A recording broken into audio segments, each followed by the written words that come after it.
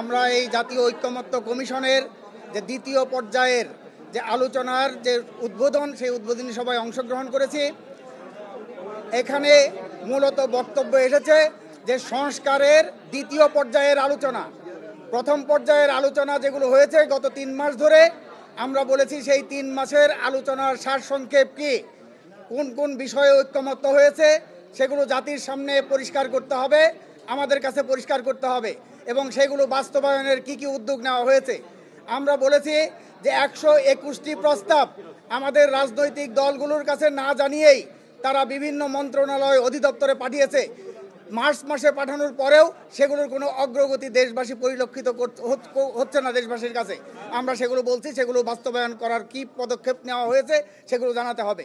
আমরা নির্বাচনের জন্য বলেছি যে ডিসেম্বর কেন, ডিসেম্বর থেকে জুন কেন?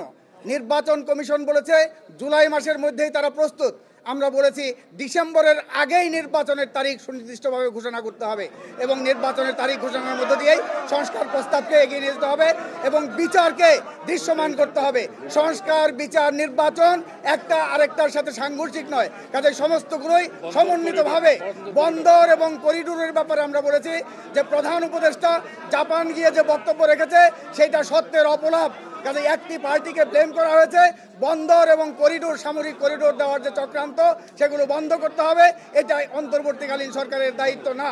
আমরা বলেছি অন্তর্বর্তীকালীন সরকারের উপদেষ্টাদের বক্তব্যে বিভাজন তৈরি হয়েছে, অন্তর্বর্তীকালীন সরকারকে নিরপেক্ষ সেটা প্রমাণ করতে হবে যাতে প্রশ্নবিদ্ধ না হয়, সেই বিষয়ে আমরা বলেছি। সংস্কারে অনেক ইতিবাচক দিক আছে, সম্ভাবনার দিক রয়েছে, কিন্তু সংস্কারের আলোচনাকে যদি আমাদের অর্থবহ করতে হয়, সর্বাগ্রে নির্বাচনের সুনির্দিষ্ট তারিখ ঘোষণা করতে হবে।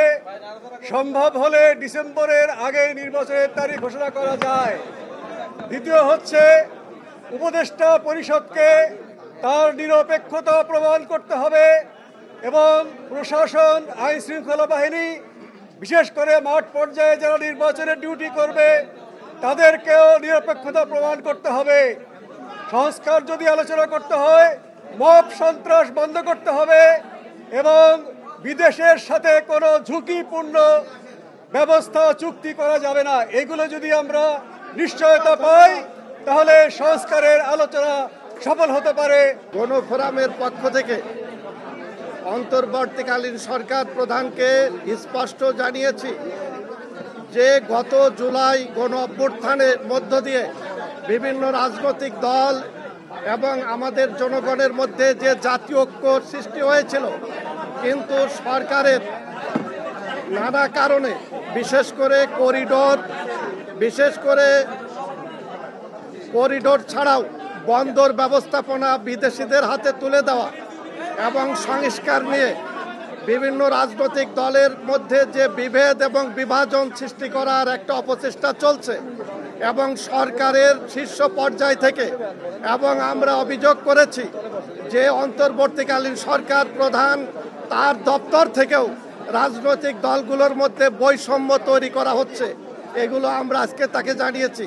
আমাদের গণফোরামের বক্তব্য আগামী ডিসেম্বরের মধ্যে নির্বাচন অনুষ্ঠানের ব্যবস্থা করা এবং সংস্কার দ্রুত সম্পাদন করা, এটা গণফোরামের পক্ষ থেকে আমাদের দাবি জানিয়েছি।